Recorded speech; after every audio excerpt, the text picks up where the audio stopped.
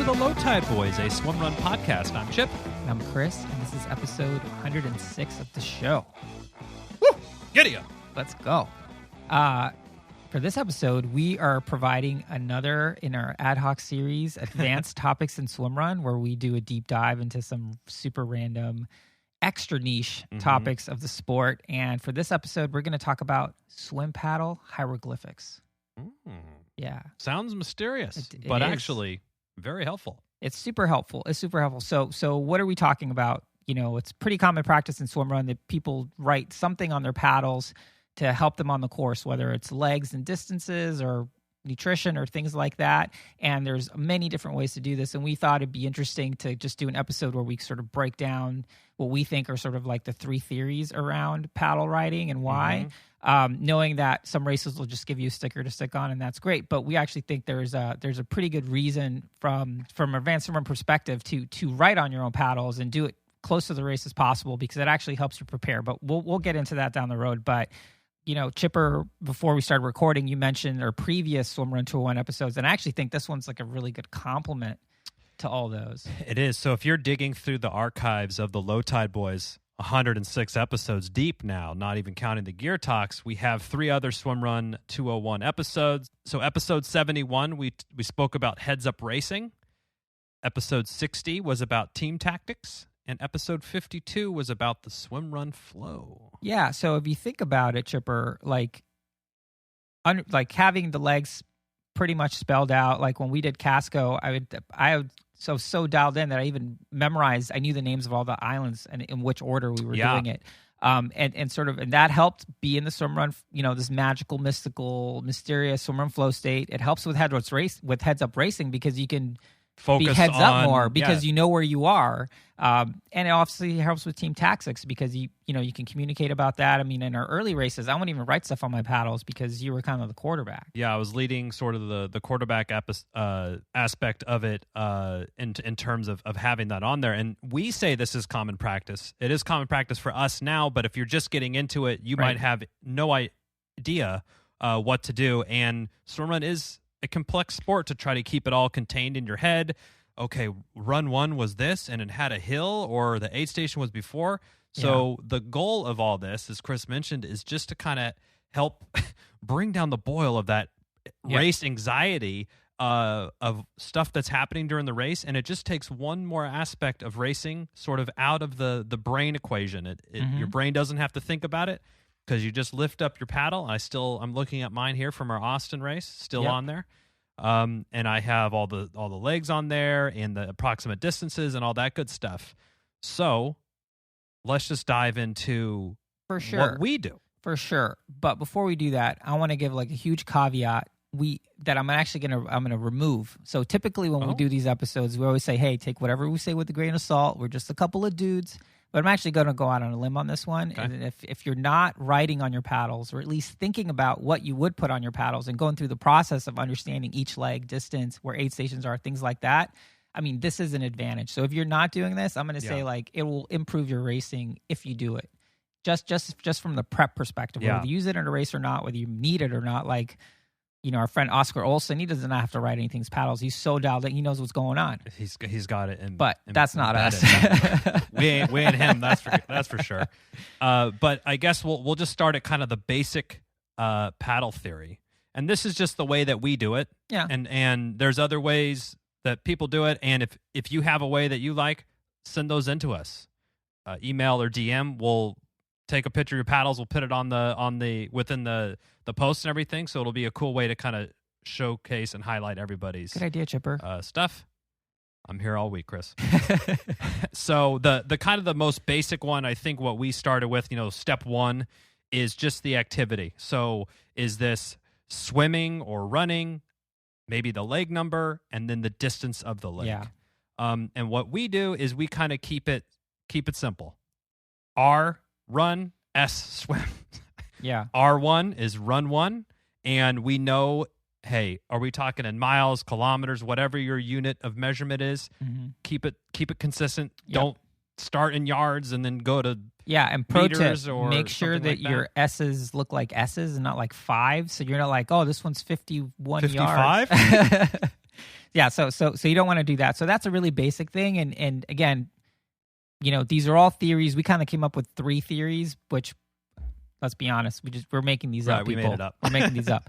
But by the end of it, you'll see if it makes sense. And spoiler alert: later in the episode, we actually have people who are way more experienced than us who tell us what they do. So you'll have multiple takes on this from super experienced swim runners. But absolutely, but that's the basic paddle theory, right? Like, write your activity, write the legs, and write the distance. Have that in an order that you can read, so that you know where you are on the course, hopefully, and you know how much you have left, so you can plan your energy expenditure. Nutrition intake, any of that stuff. All that stuff. Now, moving on to what we're calling sort of an intermediate paddle theory. It's everything that we mentioned above, but you would put some additional notation. This is totally individual to you. I'm going to give some examples from what we do, but you put like a little cross, like a health cross, where there's going to be an aid station. So if there's an aid station after R2, you just mark that on your paddle so you know how far you have to go to get to that. We've found that to be super helpful. Another one is putting some sort of like an up arrow or a down arrow for runs. So for orcas, we knew that essentially, I think it was like run 4 was Mount Constitution. Yeah, Constitution. Then so, but it's just nice to put a little arrow. It's like, all right, that's the meat and potatoes. Like, that's going to be the heavy work. So in Catalina, it'd be like run 3, I think, this year. And that type of stuff can be super helpful. We started doing that, I think, once we graduated from the... Yeah, I think this year was when we kind of moved into this intermediate category where we were starting to think about what else could we have on our paddles that would make our racing experience more fun, and we can race it better and have a better time. And that's when we did start thinking a little bit more about these notations that Chris was saying. So I find this helpful. One race, Chris wrote on his paddles, but then you haven't done that since. Yeah, well, you know why? Because I feel like, when we work on our paddles, we're usually doing that together the night before a race. Yeah. So I just have the memory for it, but I'm kind of memorizing it when it's going on. And when I've written on it, I just haven't really used it. Haven't been using it, yeah. And it kind of messed up my I find it, so usually how I'll be sort of at least broadcasting what's upcoming to Chris during the race. So, or I'll just ask. He'll ask, say, what's coming up. Or we'll get out of the water. I'll say, okay, Chris, this is run 3. This is 2.1 miles. I'm reading literally off the Austin paddle here. And I wrote a long arrow because Lars and Aaron switched up the course so that run 3 is going to be a little bit longer than advertised. So we know 2.12 is the advertised distance, but we were told during the mandatory pre-race briefing that's going to be a longer run. We don't know if that's a half mile or quarter mile or whatever, so we just wrote the arrow, and in my head, I knew that means it's going to be long, so I remembered I was able to come out and say, okay, this run 3's 2.1, but it's going to be long. It could be long, yeah. It could be long. And then we're able to kind of look ahead as well, and planning ahead when you're racing is like, okay, when's the next aid? Okay, before run 4 or after, or in the middle of run 4 or something. So these are really important. And that could be important. Like if it's super cold and you have a swim and a run to go, that can help you get to at least that aid station, because some of these races you're just in someone's random backyard. Yeah. If it's Casco, right? Like some private property, like you don't want to hang out there too much before they send the dogs out. But yeah, I think, the other thing of sort of intermediate paddle theory would be like, if you have some sort of very specific nutrition thing that you need to do, that's when that's probably basic is probably too much info, but intermediate, that's where it would start. But I think moving on to advanced, that's where you really can take it, the longer the race. I see us doing something like this for Attila. In fact, I got the idea for this advanced theory from the hype video, because there was one short scene.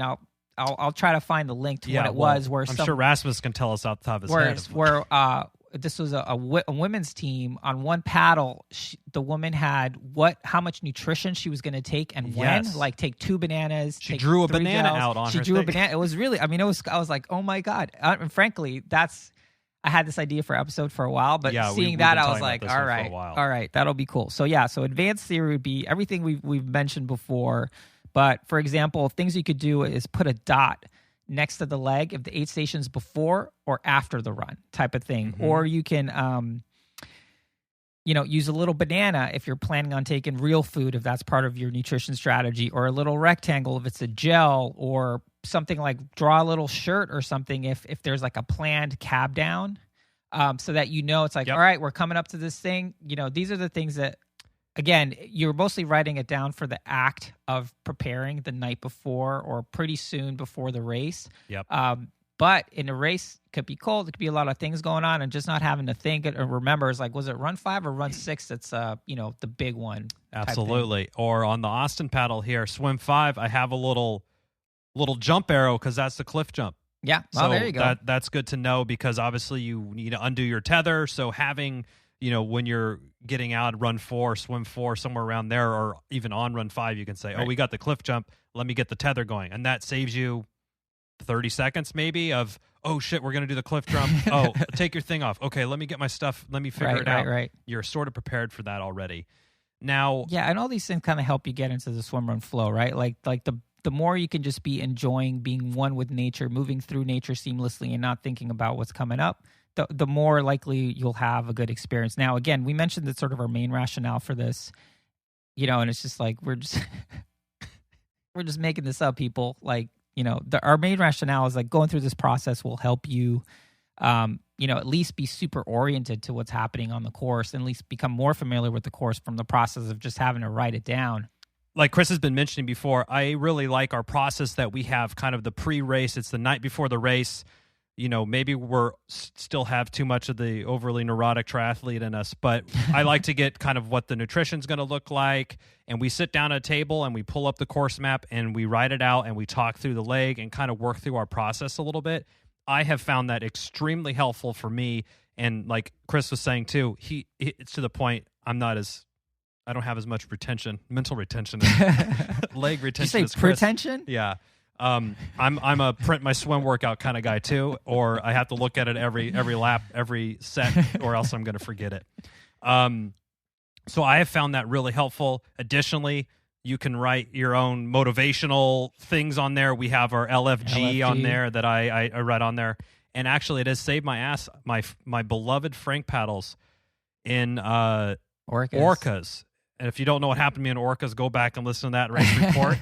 But apparently I spaced and I left them somewhere on the ground. And because I had written Low Tide Boys on them, they were able to be returned back to me. So that was great. And a pro tip, if you have one of the cool Frank paddles or the Arc blades that are black and look really sharp, and you're thinking, how the hell is the Sharpie going to go on this? They make silver Sharpies or white Sharpies or probably tons of different colors. So those are good. We'll link to those Sharpies on there you go in the show notes, so you can take those on. But yeah, let's send. I also have mine on the other side, left and right. Yeah, if you feel I'm leaving nothing that, a chance here. Yeah, if you feel like you need that. That's the thing. I think, the one thing that I do as well that I found helpful is usually like on the flight there or something, I'm looking at the map. I'm like listening to an audiobook or something, but I'm just trying to like memorize the map. So, not that I'm like Mr. Geospatial awareness or anything, but it's like it's kind of helpful to know. It's like, all right, this island from the map doesn't look like it's super long. So if you're on the island for like 30 minutes, you're like, all right, are we running in circles or what, right? Yeah. And one thing I want to focus on a little bit more for my Paddle Hieroglyphics for this year is I feel I need to get a real good handle on my nutrition and hydration strategy. And I feel like I have a strategy or I know what to do. It's more the implementation of it. Yeah. Again, call back to Orcas. So I'm looking forward to this year to be really explicit on my paddles about, hey, do I need 1.5 gels? Do I need a gel or bottle or what's this? What is my sort of nutrition strategy looking like? Right. And the longer the race, kind of the more important that is. So that's one little tweak that I think I'm going to kind of make to my paddle markings this year. But other than that, yeah, let's hear what a couple pros have to say. We're just a couple of dudes here. Just a couple of guys. We've gotten people who are super experienced, probably one of the most experienced swim runners in America. And half of Swimrun Labs are essentially going to share what they do. So you'll get a perspective from people that are super experienced. So first up is Marcus Barton. Mm-hmm. After Marcus will be Brooke Lindsley from the Swimrun Labs, let's just hear what they have to say. Yeah. What do I write on my paddles? Nothing. I know that might be kind of hard to believe, but I just never have gotten into writing the course distances or run distances or water distances or where the aid stations are on my paddle, because I come from a background of adventure racing and off-road triathlon where knowing the course is very, very important. Um, Even more so on a set course. And in adventure racing, you have to kind of figure out how you're going to get from point A to point B. But there's planning that's done up front at the beginning of the race so that you can plan your route. And so studying the maps and knowing the course is vitally important in some of those types of races. So I've taken that same approach with Swimrun where I look at the course maps and I study the course maps so that I know the course in advance and I can do some strategic planning in advance. In addition to listening to the race directors during race briefings and reading their emails about course changes and those types of things. So I do all that strategy up front. Now, with that said, I've had the benefit that a large number of the swim runs that I've done are short enough, either in distance and duration and or the number of legs, that it does make that possible. However, when you're looking at something like World Champs, where it's 26 islands, and it'd be very hard to keep track of all that in your head if you haven't done that race numerous times. So believe it or not, I think that would be a great strategy going into that race. But even doing Rockman and Casco Bay and some of the other races, we've just planned on studying the maps up front and kind of knowing the course ahead of time. I know that in the last couple of races that we did just recently, Lee did write the course distances on his paddle, and he did find it as a benefit and would kind of inform me of what the upcoming legs were. And I did find that as a benefit. So if you find that as a benefit, definitely do it. But I haven't done it in the past, and I don't really plan on doing it a whole lot, with the exception of maybe World Champs.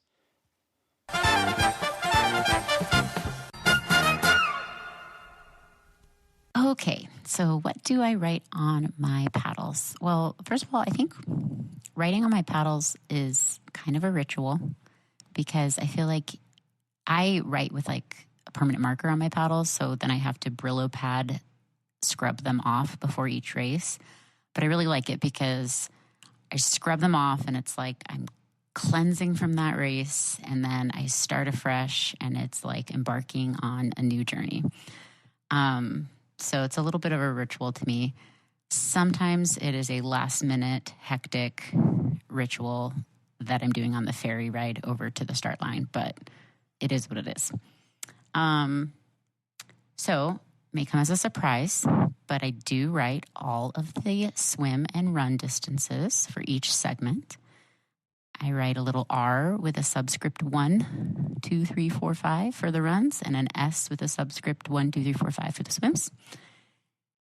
And I do mark all the aid stations in the race with a little asterisk. And I usually put that asterisk like behind the distance segment in which it occurs. So if it's after, say, a 1.5 mile run, I'll write, R3, 1.5, and then a little asterisk. And then I know that the aid station's at the end of that run. Sometimes it occurs in the middle of the run. And so I'll write the asterisk over the number, which indicates that it's somewhere in the middle of the run. If it's an aid station that Annie and I have determined we definitely need to stop at because there's not going to be another one for a while, I'll mark it with a star, and that indicates a must stop. Otherwise, it just lets me know that there is one. Apart from writing down like all the runs and the swims, I like to divide each race into kind of mentally digestible sections or segments.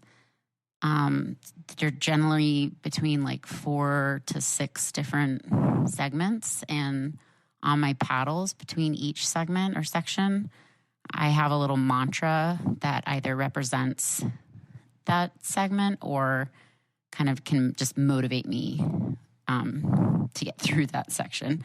So for Orcas, I remember there was a segment that I just called the Big Climb, in all caps, and that was, summiting Mount Constitution. Then I had the next segment was You're Not Done, Climb Again, exclamation point, exclamation point, exclamation point, and that was summiting Mount Pickett. And then I think the final segment was Let Her Rip, and that was just because the rest of the race was basically downhill to the finish line. So it just let me know that we're on the home stretch. I did at one point with Casco, because it's like an open water ocean race, write down arrows after or before all the swim segments that indicated the direction that the tide was going, like down to the detail of northeast east or southwest south, because I was really nervous about that race and really anxious about tides. And so I wanted to know exactly which direction the tide was going to be going at the time that Annie and I calculated we would get to that segment, so that I knew like where my heading was. And then it wasn't until a rather recent Low Tide Boys episode that maybe it was John Stevens brought up the handy dandy tip where you just have to kind of see where the boats are being pulled, in what direction they're being pulled from, where they're anchored. I was like, oh, that's brilliant and way easier than what I was trying to do on my paddles. But they made for good hieroglyphics. I mean, I don't know how you're going to top advice from Marcus, Barton, and Brooke.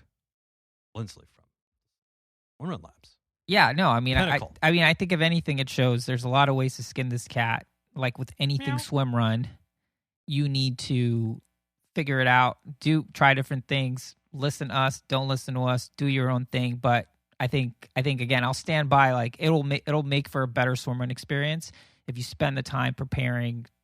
Hopefully the night before, or as soon until the race as possible. Whether it's making paddles, studying the map, talking with your partner, talking strategy, trying to figure out who's going to do what. Again, this really complements and brings together a lot of other Swimrun 201 episodes. For better or for worse. And then, it's just something we want to share. We have big goals for this year. We know a bunch of people are doing Catalina and doing some big races this year. So we just want everyone to have a, good experience and stuff. Yeah, absolutely. And it's an easy thing to practice too. Mark up your paddles before going out on your swim run practice or even your run, or hell, even your swim lane. Even your lap swim practice too, you can write your set on your paddles and kind of use that and start to kind of mess around with stuff and write where your nutrition is. So kind of like with everything in swimrun, it's you can experiment and work it on your own and tweak it to what makes it yours. And if that's drawing bananas on it, so be it. Yeah, and these were good bananas too. I mean, they look like, I saw they even had the little stump part at the end. Had like a little Chiquita, had like a Chiquita sticker on it. Yeah, no, it didn't. It looked like the album cover of Rolling Stones, or is that a Velvet Revolver? Velvet Underground. Velvet Underground. I almost getting there. Okay. I was getting there. You're close. 3 times the charm. Whatever. It had a giant fucking banana on it. What do you want me to do? Well, that's it for this week's episode. Thanks so much for listening to the show. Make sure to subscribe wherever you listen to podcasts and leave a review, since that's the best way to help other people discover the show and the sport of swimrun. Sign up for our newsletter at lowtideboys.com. That's boys with a Z. And check out our meme page at the Low Tide Boys on Instagram. If you have any suggestions for the show or questions for us, send us a DM or an email at lowtideboys@gmail.com.